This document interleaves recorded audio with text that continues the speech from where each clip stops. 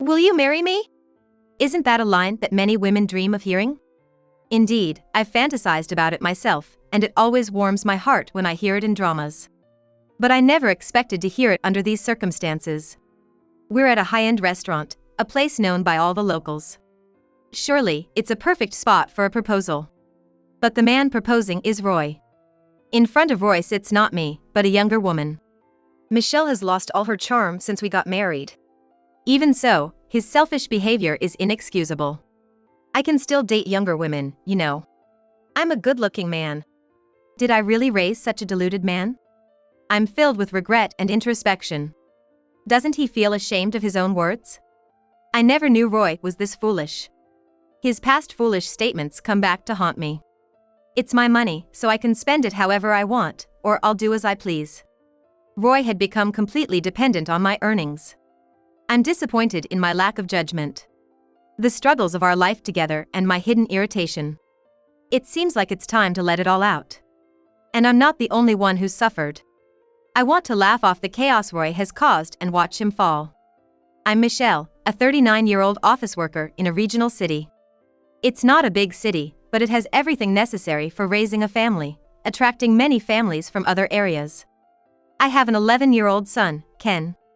Ken is a source of pride, excelling in both academics and sports. Talking to him feels like chatting with a friend, and it's very stimulating. I met my husband, Roy, in town. He approached me, which was unusual for him.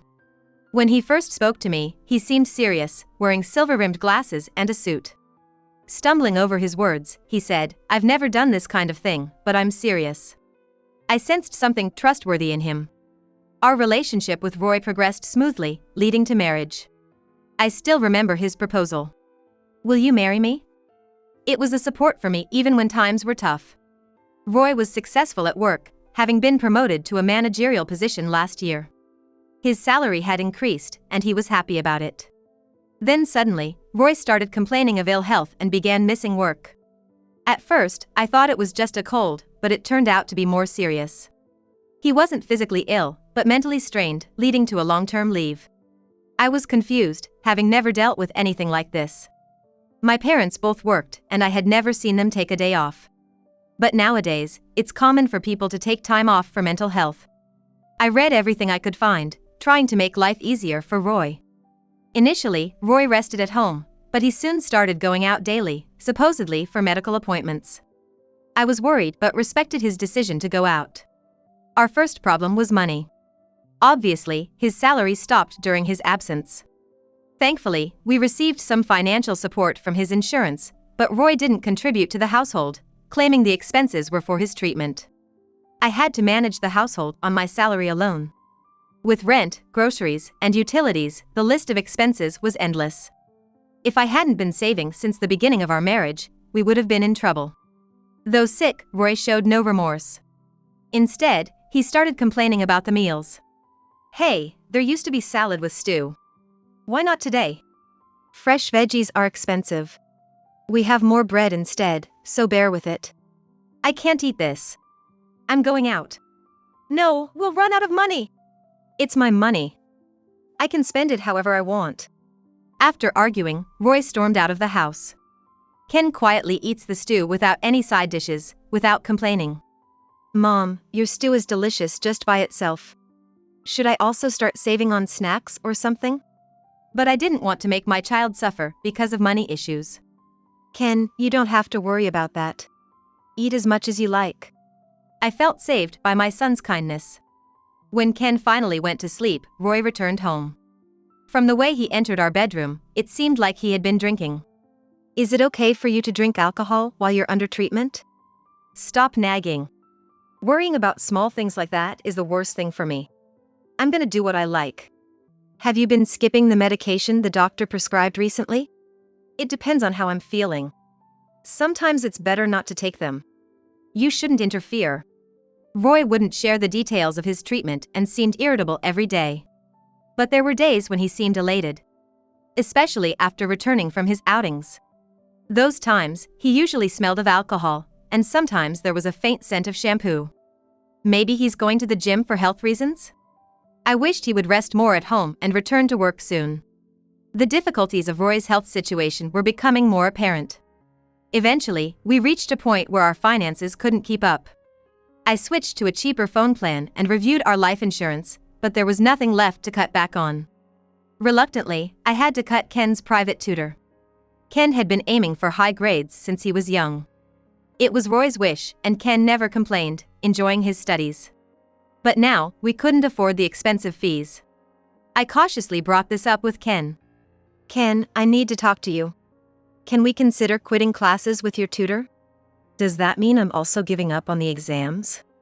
"No, I'll try to save more money, and hopefully, your dad will get better.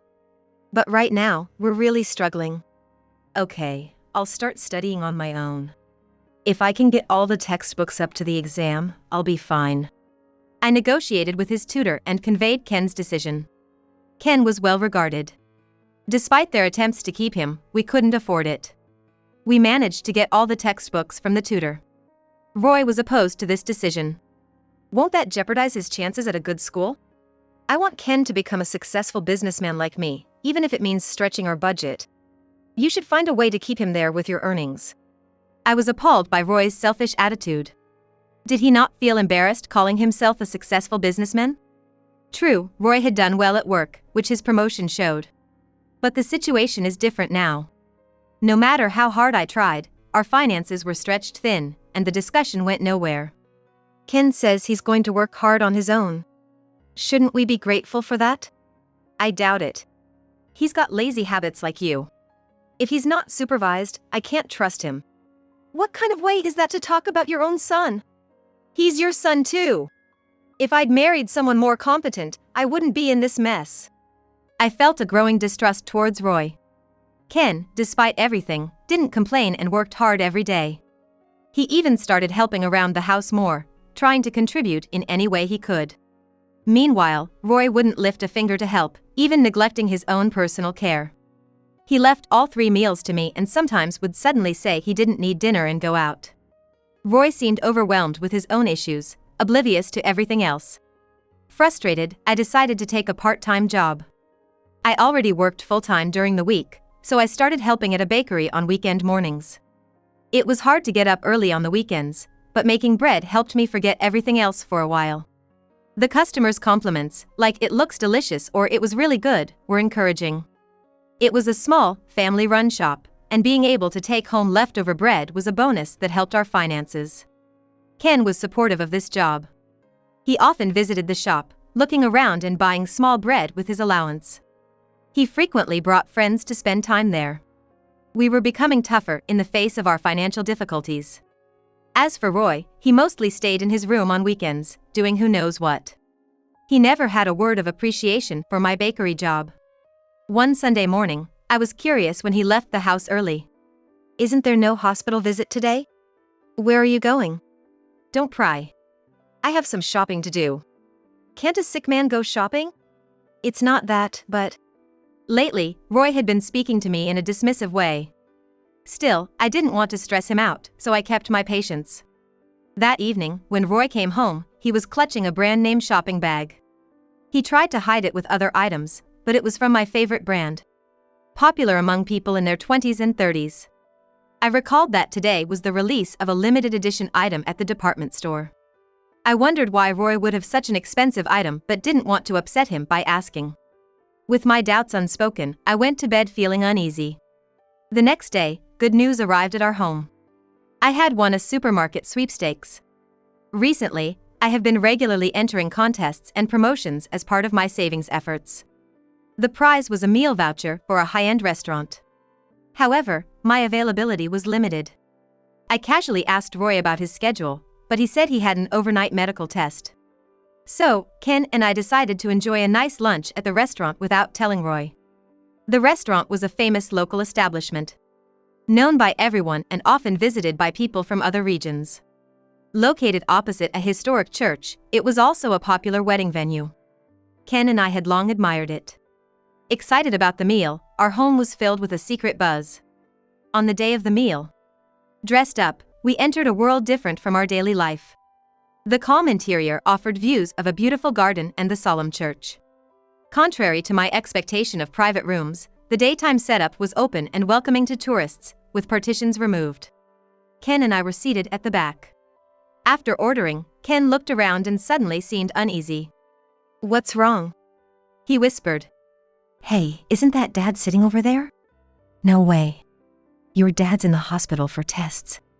Glancing back, I saw it was indeed Roy. Unmistakable from his back and posture. He even had the brand name shopping bag from the other day. And in front of Roy sat a beautiful young woman. Their table looked like they had just finished their meal. "Maria, I chose this place today because I have something to say. Will you marry me?" It hit me then. Roy was having an affair. The books I had read for reference mentioned that most people on leave due to illness struggle to even move. Of course, there are exceptions, but Roy had been going out almost daily and spending money. Maybe he was faking his illness. The fact that he hadn't contributed a penny from the insurance money to the household and the recent brand name bag were undeniable evidence. I discreetly used my phone under the table to contact all our relatives. "It's a celebration today. Hurry over," I messaged. I also mentioned meeting at the restaurant across from the church. Some of the relatives questioned, "What's the celebration for?" but they agreed to come right away, assuming it was something joyous, even without knowing the full situation. True to the reputation of the famous restaurant, the effect was tremendous. The allure of the famous restaurant brought them rushing over in about 10 minutes. I had the restaurant's permission to wait for a bit before ordering. The relatives gathered around me. "So, what are we celebrating today?" "Look over there." I had informed my mother-in-law about the situation via message en route. She quickly understood. Approaching Roy from behind, she spoke to the woman. "Hello. Who are you?" "I'm Roy's mother." "What were you two discussing?" The woman's face brightened. "I'm Maria." "You invited your mother too?" "Roy just proposed to me." "I see. How long have you two been together?" "About a year. I work in a clothing store, and he's always been there for me, even adjusting his time off to be with me." I was shocked by Maria's words. A year ago coincided with when Roy stopped going to work. Could it be that he took time off work just for this? A reluctant thought crossed my mind. "Is that true, what you just said?" When my mother-in-law turned to face Roy, he was shaking and had gone pale. Behind her, he could see me and all our relatives. "What are you all doing here? Answer the question." My mother-in-law slammed her hand on the table in front of Roy. Like a detective interrogating a suspect. She was a former teacher who hated dishonesty. I had never seen her look so formidable. "Why are you behaving like this? Aren't you going to celebrate with us?" "This man, he's married with an 11-year-old child. He's in no position to be proposing." "What? Is that true, Roy?" Roy, as if resigning himself, admitted it's true. Immediately, Maria slammed the table. "Unbelievable. You flirted with me while you're married." "No, Maria, let's talk about this." "What's there to talk about?" I was appalled. Roy had even flirted with Maria. He had used his seemingly respectable appearance as a cover to do as he pleased. But Roy was not an especially charming man. At best, he was a middle-aged man whose only merit was being thin. I got tired of Michelle. Ever since we got married, she lost all her charm. All she talks about is household stuff. I was exhausted by such a matronly wife. Even so, Roy had always been a dreamer. I thought it was my duty to keep him grounded. "If you're going to say that, what about you as a husband since we got married? You always wear the same clothes, don't care about your hairstyle, and have never helped around the house." "I'm the breadwinner. That's a man's charm. You just exposed yourself. Then what charm do you have now when you're not working?" I was disappointed in Roy's reasoning. After all, he was in no position to criticize anyone. Moreover, I had always been mindful of my appearance, often receiving compliments, and was diligent in household chores. I didn't want to slack off just because we were both working. I was sick of Michelle. Then I met Maria at a shopping center. She looked like an angel. I couldn't believe what he was saying. No matter the reason, infidelity is inexcusable. Especially when married with a child. Maria agreed to go out with me.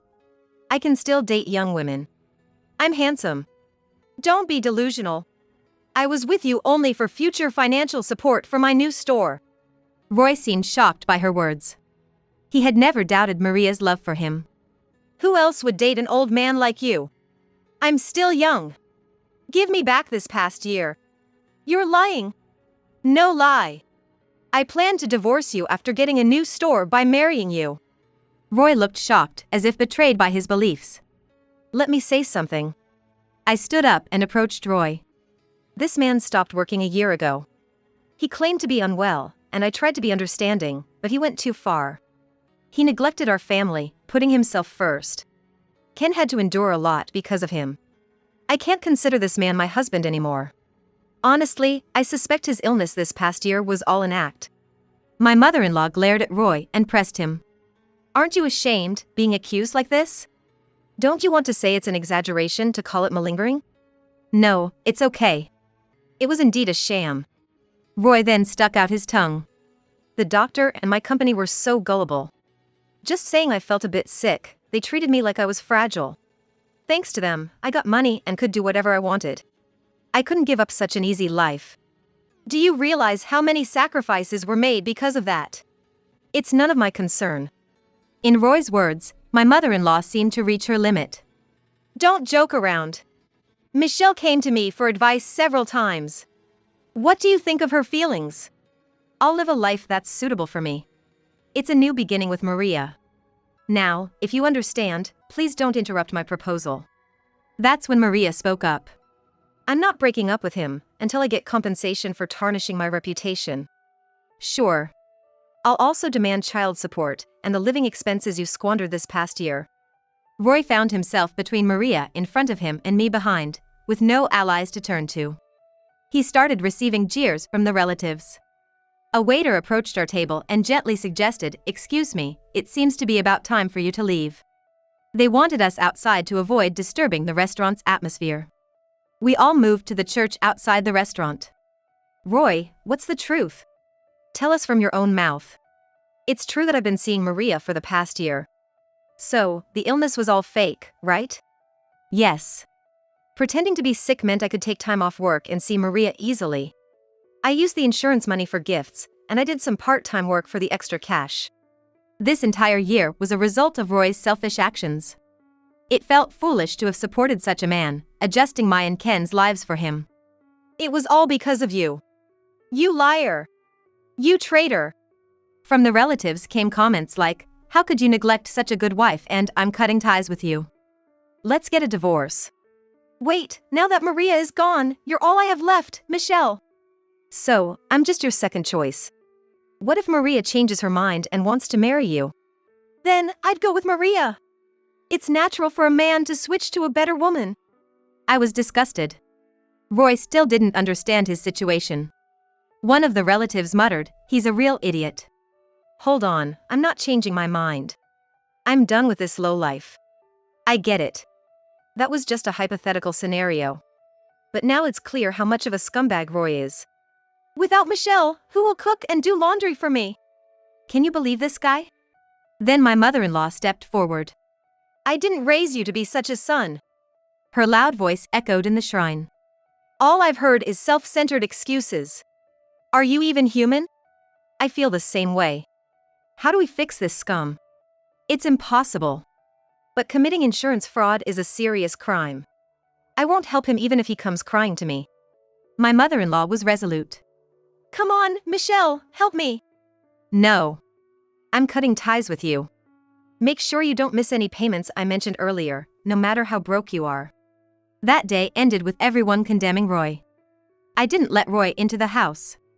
I discarded consumables, sent all his belongings to his parents' house, and completely avoided him. I refused all his mail and parcels, as he was no longer family. Roy's room, which I entered for the first time in a while, was a mess. I found numerous receipts, revealing he'd spent a lot on Maria. It also turned out that his supposed hospital stays were actually trips with Maria. I boxed up the travel photos and souvenirs as evidence of his affair. It seemed Roy planned to quit his job, take my earnings, and remarry Maria. Unbeknownst to us, there were other witnesses at the restaurant.